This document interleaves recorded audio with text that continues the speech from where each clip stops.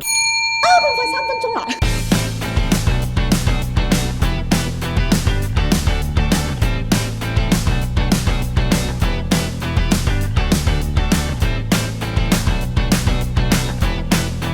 因為切咗1/3嘅肝咧，跟住咧佢嗰個癌症係冇好到，仲係繼續擴散，即係工作。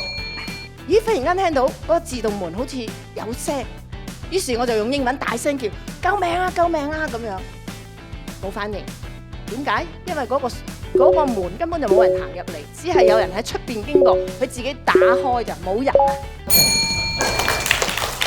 咁啊，到舊年9月，一時興起，拋低晒屋企，自己一個人，真係嚟一場說走就走嘅旅行。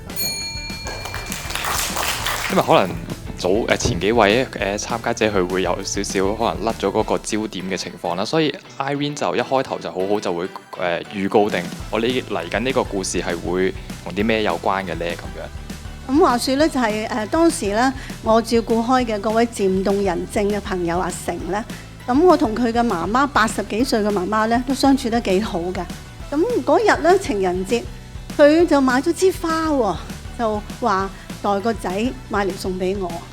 即係我嘅工作係做照顧者，即係年長人士照顧，即係體弱年長家人。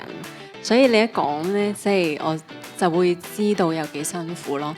我老婆咧從來冇因為我嘔而鬧我，因為我每一次預備嘔嘅時候我就話 I love you。